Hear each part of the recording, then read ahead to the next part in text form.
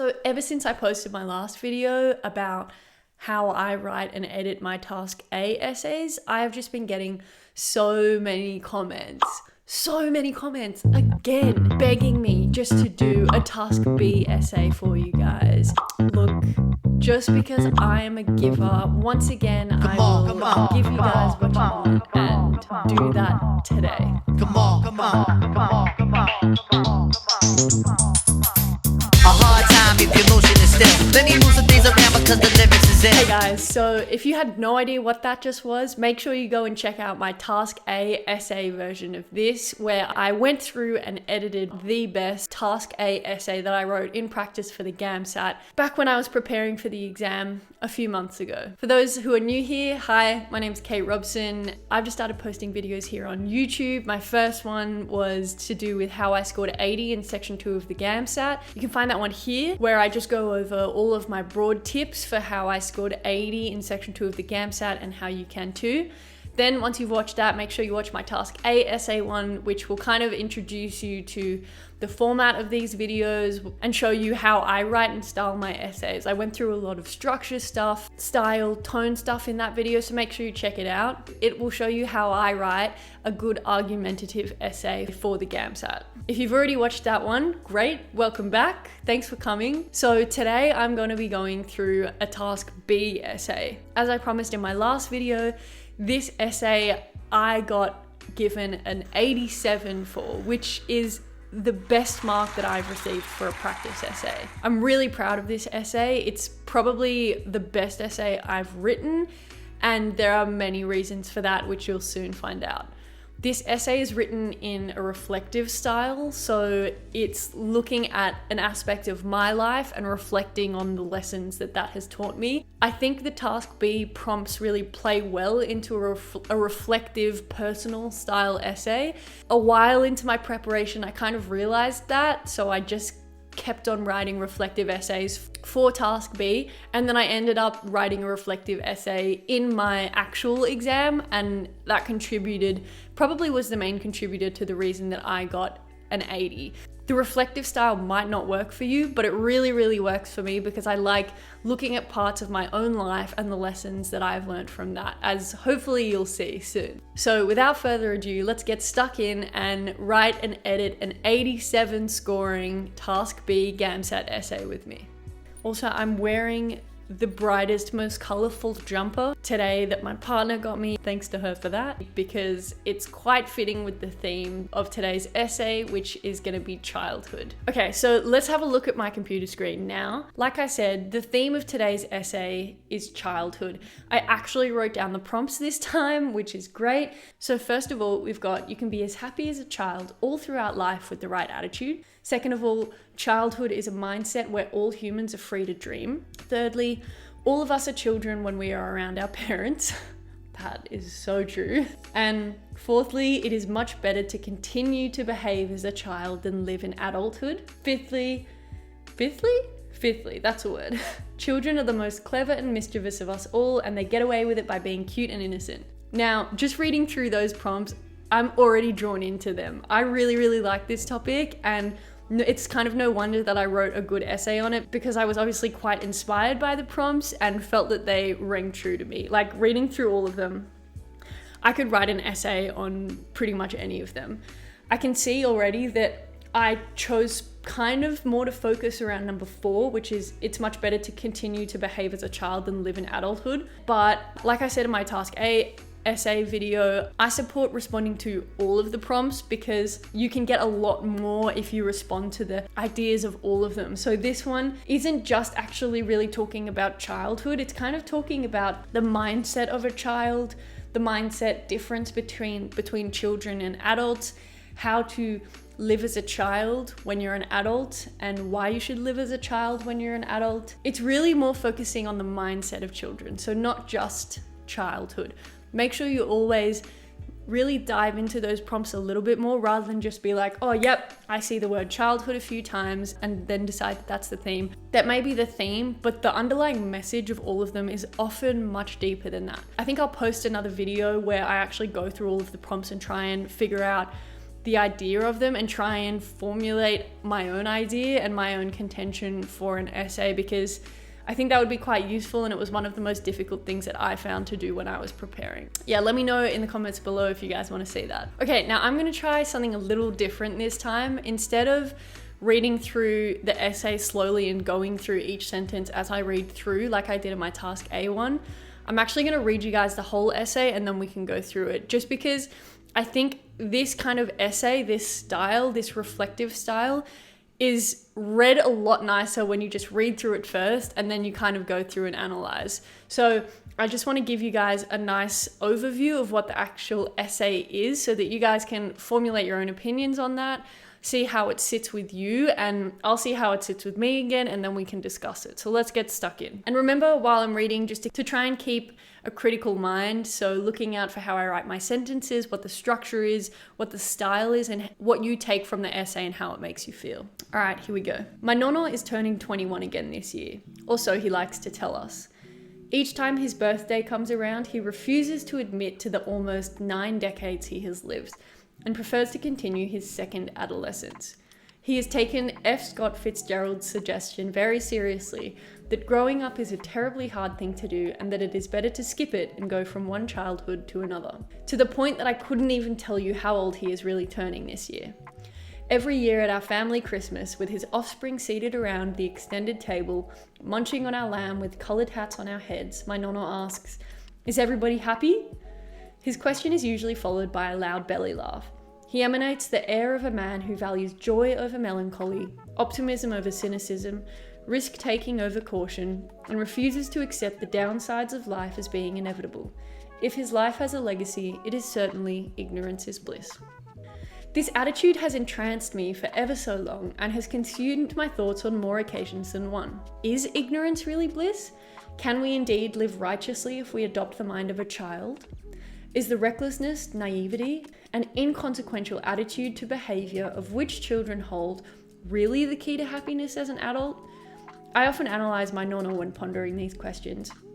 He is the closest thing I have encountered to be a manifestation of these objects of my conscience. I understand why he chooses to live his life this way. I also occasionally miss the innocence of childhood, the land of dreams, or as Edna Millay put it, the kingdom where nobody dies. I used to make decisions without constantly double thinking them, and the choices I made felt like they had much less weight to them as they do so now. I wasn't so occupied by the fear of the perceptions which others held of me, and didn't concern myself with things out of my control. But I am sure I will grow out of these concerns, as I did with the more reckless traits of my younger self. My nono, despite being the happy-go-lucky man in our family, has also been called neglectful, egotistical, and self-absorbed. This is the risk of living in the mind of a child. Children have their flaws too. This, in essence, is the benefit of growing up. Aging, time, and change are necessary for us to mature and grow, and to surpass the flaws of our unconditioned younger selves. A child is not ready for the complexities of adulthood. One must mature to understand the depth, difficulty, and many contradictions of the human experience. The coming of age is a rite of passage into adulthood, the realm of more meaningful contribution to the world. They say ignorance is bliss, but there is a reason we grow up. If we were always so young and naive, we would never be aware of our limitations, so we may change them for the betterment of ourselves and wider society. When we accept the process of age, we acknowledge the capacity for our lived experience to meaningfully contribute to the developing world. Each individual has a unique experience which may influence the world, even if so minutely, and the process of age brings with it constant new lessons. The power we hold is in sharing these lessons so that we may help others in their own lives. In this way, it is adults that help make the world better. Most of the great minds and leaders of our kind have been not children, but adults, fully developed thinkers who take pride in their age, knowing it gives them wisdom and the lived experience with which they can use as evidence for their findings. Aristotle, the Socratic Greek philosopher, even uttered that the body is most fully developed between the ages of 30 and 35, the mind at about 49. Seemingly, like sweet fruit of the vine, we ripen with age. Of course, occasionally children profoundly influence the world too.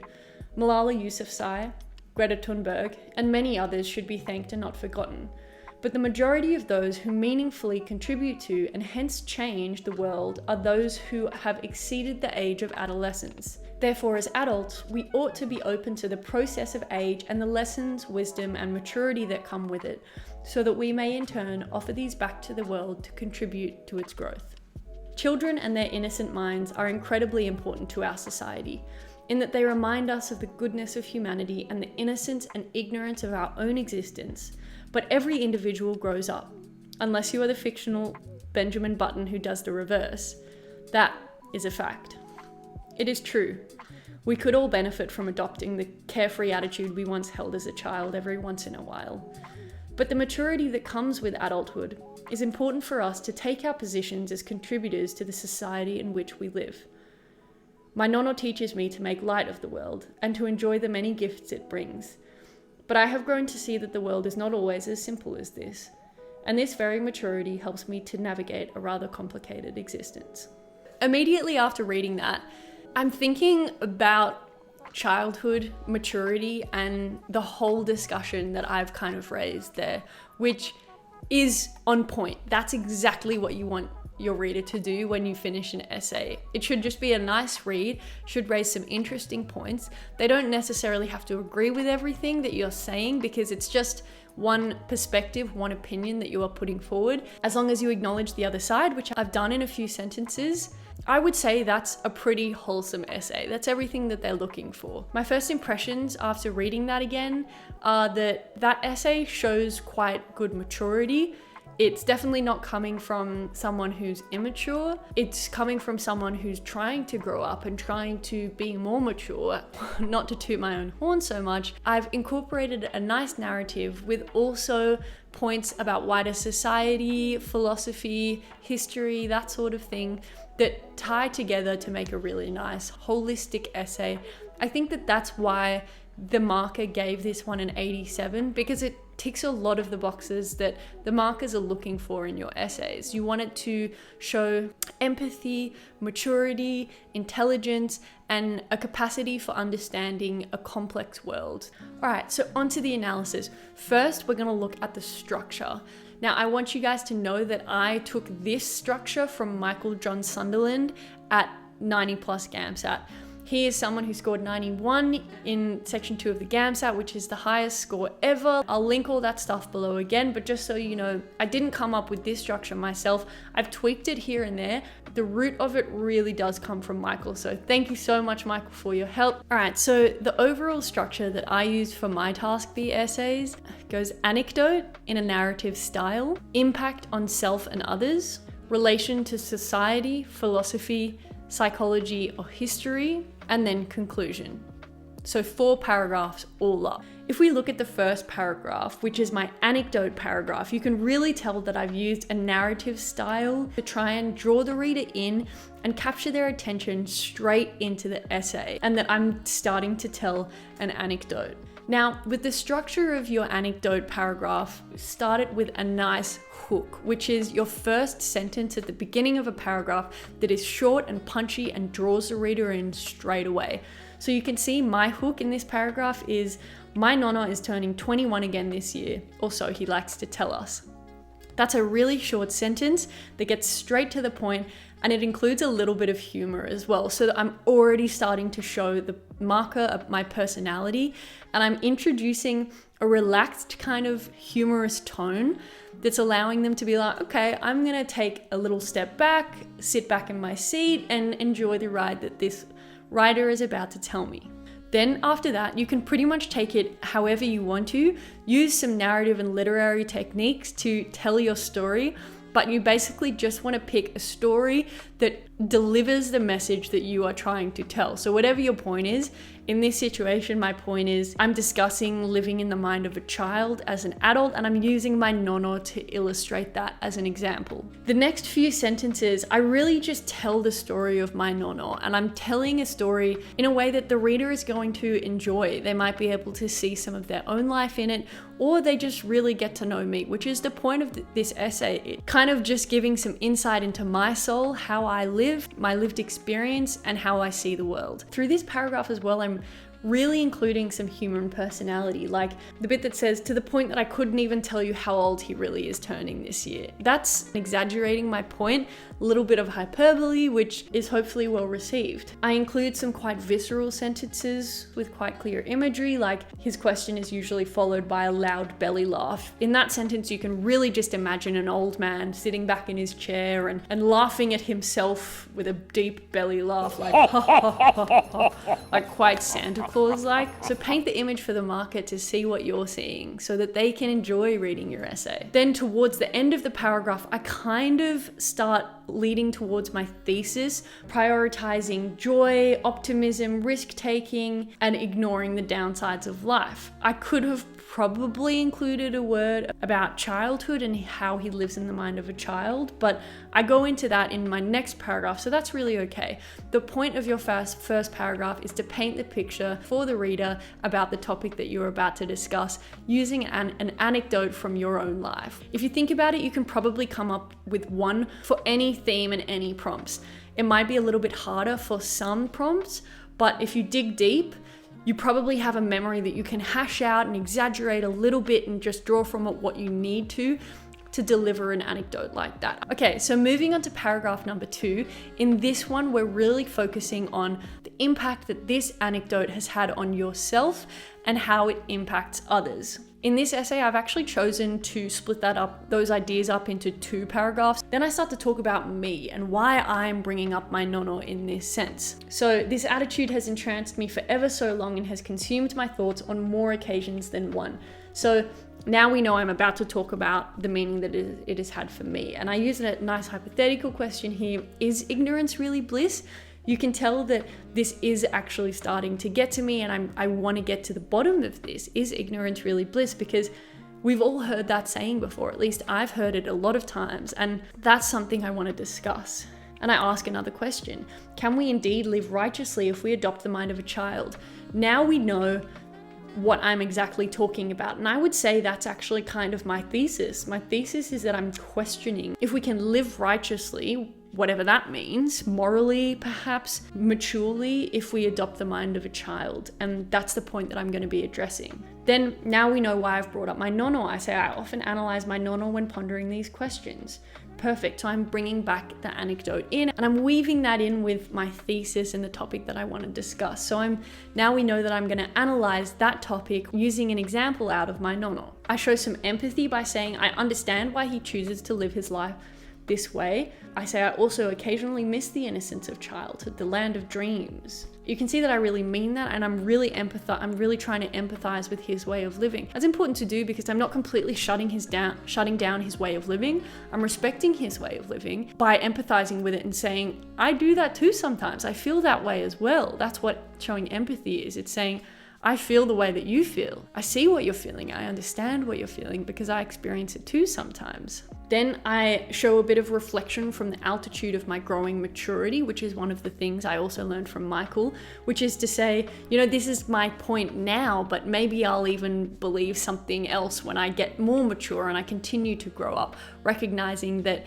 this is where you were once as a child, this is what you used to believe, this is what you believe now as a more mature adult. Even then, this is probably going to change because you'll get to the next point. You'll be even more mature, even more grown up, and you'll have different opinions. Then I start to deliver my point, which is that there are risks in living the mind of a child, and that leads me on to my next paragraph, which is the impact it has on other people. If you want, you can make this paragraph about the impact of your idea on other people and why you think it's important, the idea that you're trying to explain why that's important on other people. But in this case, I've decided to explain further my point, which actually feels quite necessary. So sorry to deviate from the plan, but I'll just talk a little bit about why I chose to do that instead. So in this paragraph, I say this in essence is the benefit of growing up. Aging, time and change are necessary for us to mature and grow and to surpass the flaws of our unconditioned younger selves. So now I'm kind of talking about the concept of age, the concept of growing up, and the mindset of a child. So it's not necessarily the impact on other people. I'm actually kind of talking about the impact of this concept on everyone as individuals. So I'm trying to bring home the idea, and I'm really arguing for my point now. This paragraph doesn't actually have a lot of structure in itself, but it's just acting as a few sentences which are delivering my point. Yeah, some might say that this structure is a little bit out of whack, but say what you will.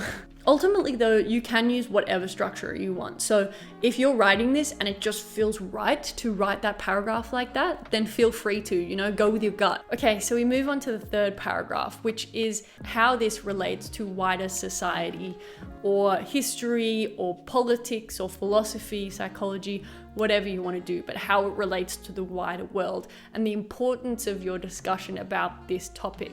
So in this context, I'm talking about why it's important that we actually grow up and the importance of aging, the importance of maturity as an adult instead of living in the mind of a child on wider society. And I say exactly why that is in the first sentence. When we accept the process of age, we acknowledge the capacity for our lived experience to meaningfully contribute to the developing world. Now that's the point that I'm trying to make. That's exactly how it impacts wider society. This paragraph, you can tell that I'm actually kind of using the Peel structure, the argumentative paragraph structure, which is point, example, explain or evaluate, and then linking sentence. And I've done that here because I've brought in my example and I've explained it and everything. Because with this paragraph, you're really just trying to deliver your point using an example. And the best paragraph structure that you can use for that is an argumentative style structure. Pedal, peel with an A, whatever you think might work for you. But in this case, I've used Peel. So then I go on to explain or give some context into saying that the power that we hold is in sharing the lessons that we learn with age so that we may help others in their own lives. That's the point, is that adults help make the world better. Then I bring in an example and I use Aristotle and a quote from him. The body is most fully developed between the age of 30 and 35, which, one could disagree or agree with, but that's his perspective. And the mind at about 49. Again, could disagree or agree. It's probably different in ancient Greece. Now we live a lot longer than they did then, so you could extend that even more. And I could have gone into that more definitely, because instead of really analyzing that quote and going into depth and explaining it like I probably should have, I kind of just acknowledge it, give it the nod, and move on. I say, seemingly like sweet fruit of the vine, we ripen with age. So in this situation, I've just decided to agree with him. But looking back on it, I probably could have analyzed that a little bit more and done the whole example explain thing to try and bring my idea home. But, it is what it is. An essay could always be better. Then I acknowledge the counter argument. Remember, that's really important because it shows depth of awareness, empathy, critical thinking skills. So I bring in the fact that children also contribute to the world, Malala Yousafzai, Greta Thunberg as examples. And then I reconfirm my argument, but the majority of those who meaningfully contribute to the world and hence change it are those who have exceeded the age of adolescence. I probably could have also gone into more detail, which I said later, that children are important because they remind us of the goodness of humanity and the innocence and ignorance of our own existence, but I've just gone with that one simple sentence about how children also contribute to the world. Then I do my linking sentence. As adults, we ought to be open to the process of age and the lessons, wisdoms, and maturity that come with it. That's my linking back to what the point is that I've just discussed. And then linking forward so that we may in turn offer these back to the world to contribute to its growth. So that leads on nicely into my conclusion, where I'm going to discuss how we should use this to contribute to the growth of the world and the betterment of society, which will finish it off nicely. Okay, so finally moving on to the conclusion. This one is just going to read like your normal expository conclusion, your task A conclusion. If you don't know what kind of paragraph structure to use for that, I go into it in my task A video. I ultimately just restate my arguments, talk about the limitations of my perspective, discuss the importance for society, and then link it back to the anecdote. So it's slightly different from task A, but only with the anecdote bit. I acknowledge the other side here and I say children are important to our society. We could all benefit from adopting the carefree attitude we once held as a child every once in a while, then I acknowledge my argument, but the maturity that comes with adulthood is important for us to take our positions as contributors to the society in which we live. So I've restated my argument and I've discussed the importance for society, all in like 2-3 sentences. Then the last sentence is my favorite kind of sentence, which is linking back to the anecdote. This kind of technique was really well received by all the markers that I did it for. Linking back to the anecdote, once you've delivered this big essay about a big concept, it really brings the essay home because it reminds the reader of, where we began with the essay and the simplicity that this complex idea actually comes down to and why you're arguing for it, because it has a relation to your own life and has a link to that anecdote that you brought up in the beginning. It really kind of like ties that nice bow, puts a cherry on top of your essay. So I would encourage you to use that in your own reflective essays. So in this one I say, my nono teaches me to make light of the world and to enjoy the many gifts it brings. So I'm acknowledging his point of view and the positive that I see in him and his way of living. But I've grown to see that the world is not always as simple as this. I'm acknowledging that although I see my nono's point of view, I'm deciding to go a different way with my own life. I'm stepping aside from his perspective on life and choosing my own path, which again shows maturity, it shows uniqueness, it shows authenticity, it shows that you are trying to be your own person, and that's what they want to see. They want to see who you want to become. Then I finish it off and I say, and this very maturity helps me to navigate a rather complicated existence. That's quite a simple, nice way to finish that off. It links back to the points I was kind of discussing about how the maturity of adulthood can help us navigate, solve problems, and contribute to the society in which we live in a way that sounds quite nice as well. And I think that that's one of the strongest sentences in the essay because it leaves a good taste in the reader's mouth. It leaves them with an idea to take away in their own lives that may influence them to change or be better, or maybe to go a different way if they disagree with it. But that's okay because it's got them thinking, and that's the point of the essay. So overall, I think that was a really nice essay. I hope you agree. You don't have to, that's okay as well. Maybe you didn't like it, maybe you disagreed with what I was saying.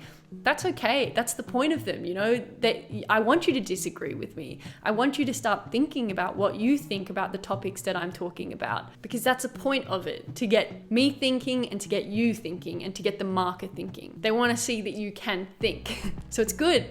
Criticize what I've been writing, criticize what you've been writing. It'll make you better. There are many positives and negatives about this essay that you could probably come up with. If you want, chuck them in the comments below. I'd love to hear them. And maybe we can start a discussion on what makes a good essay, what makes a bad essay, what you think of this essay, what you think of your own essays, and how you think you need to improve. If you analyze your own essays in this way, it's really going to help you improve. So I encourage you to do that. Keep digging deep with your essays, keep diving into how you can make them better and what you're actually trying to say with them. Don't just give them a perfectly structured essay because that's what you think they want to hear. Speak from the heart. Tell them what you think. Tell them what you feel about situations in life. Why you think that you're going to make a good doctor through a nice subtle way, a nice subtle story, and your own lived experience, because that counts. Everybody's lived experience is different. All of our experiences have the opportunity for us to contribute to the world in a meaningful way. I've just tied that into my essay again. My linking skills are off the charts. All right, well, that's all I've got for you guys today. I hope you guys got something from that. I hope that you maybe got some tips for your structure or your tone in your essays. If you do like this kind of style, I encourage you to explore it a little bit more. If you don't like this style, try some other things and let me know how you go with them. And if you guys want to send me your essays so I can have a look at them and mark them and stuff, I'd be happy to. So get in contact with me. You can jump onto my website, which will be in the description below. You can message me on Instagram if you have any further questions and stuff. Happy to answer them and help you guys if I can in any way. But I really hope you guys enjoyed this video and found some value in it, and we'll take some of my tips and tricks away with you so that you can also hopefully do really well in section 2 of the GAMSAT. Thanks so much for watching, guys, and I will see you very soon. So girls move it around. If you see your main dog, get the brother a pound and just come on, just